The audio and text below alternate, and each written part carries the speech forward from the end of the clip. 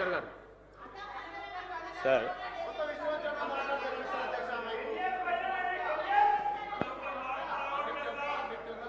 Sir KTR గారు governor గారి ప్రసంగంపై motion of థ్యాంక్స్లో అంతా కూడా పూర్తి స్థాయిలో చదువుకొని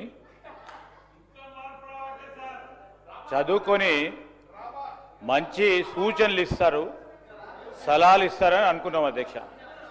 మళ్ళా ఊకదుంపుడు ఉపన్యాసం చెప్తూ ఎవరో రాసిన స్క్రిప్ట్ను వాడుతూ ఈరోజు ఏంది అధ్యక్ష, ఇది మా జాతీయ పార్టీది, కాంగ్రెస్ పార్టీ జాతీయ పార్టీ. ఈరోజు మీరు రీజనల్ పార్టీగా ఉండి ఎన్నిసార్లు చక్కర కొట్టిన అధ్యక్ష బీజేపీ ప్రధానమంత్రి ముందట? ఎన్నిసార్లు పోయిన అధ్యక్ష వారు 10 సంవత్సరాల కాలంలో? లెక్క తీయండి అధ్యక్ష. ఈరోజు మాది మా జాతీయ పార్టీ, మా అధిష్టానం కాంగ్రెస్ పార్టీది. ఢిల్లీ నుంచి రాజకీయం ఉంటుంది, ఢిల్లీకి ఎన్ని మార్లైనా వెళ్తాం.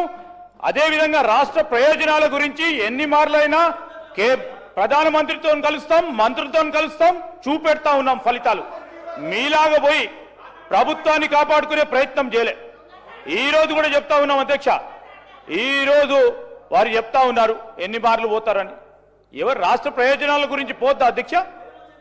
రాష్ట్ర ప్రయోజనాల గురించి పోతంటారా చెప్పండి అధ్యక్ష. ఇక్కడే ఉండమంటారా అధ్యక్ష? జిద్దు రాజకీయం చేయమంటారా అధ్యక్ష? ఈ రోజు మేము తల ఒగ్గైనా రాష్ట్ర ప్రజలకు సంబంధించిన అభివృద్ధి సంక్షేమం విషయంలో ఢిల్లీకి వెళ్తాం, తప్పకుండా నిధులు తీసుకొచ్చే ప్రయత్నం చేస్తాం. వారు ఇస్తారు ఇయ్యరు, బీజేపీ మరి ప్రధానమంత్రి గారు కానీ వారి మంత్రులు కానీ. మా ప్రధానమైన ఉద్దేశం, లక్ష్యం, మా ఆలోచన తెలంగాణ రాష్ట్ర ప్రజలకు సంబంధించిన సంక్షేమం విషయంలో తల ఒగ్గైనా నిధులు తీసుకొచ్చే ప్రయత్నం చేస్తాం తెలంగాణ రాష్ట్ర సంక్షేమాన్ని గురించి. దయచేసి చెప్తా ఉన్నాను, ఈరోజు కేటీఆర్ గారు అనుభవజ్ఞులైన మంత్రిగా పనిచేసినారు.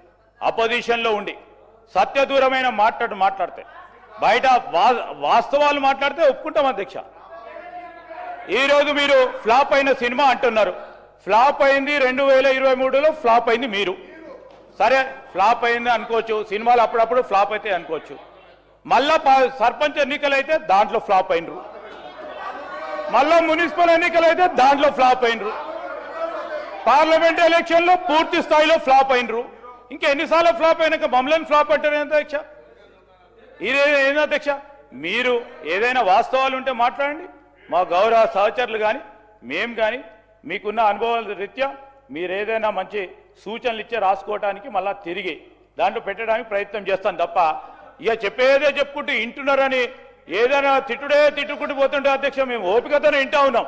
మా మంత్రులం కానీ మేము కానీ నిన్న సిఎల్పి జరుగుతూ ఉన్నప్పుడు ముఖ్యమంత్రి గారు వారు చెప్పింది, వారు ఏదైనా మంచి మాటలు మాట్లాడితే రాసుకొని తిరిగి ఏదైనా మంచి విషయం ఉంటే మనము బడ్జెట్ పెడతా ఉన్న సందర్భంలో కానీ డిమాండ్స్లో కానీ దానిలో మార్పు తీసుకొచ్చే ప్రయత్నం చేద్దామని ఒక మంచి సానుకూలంగా మాట్లాడితే మళ్ళా అదే భాష అధ్యక్ష, అదే చెప్పిందే చెప్పుకుంటూ పోతా ఉన్నారు అధ్యక్ష.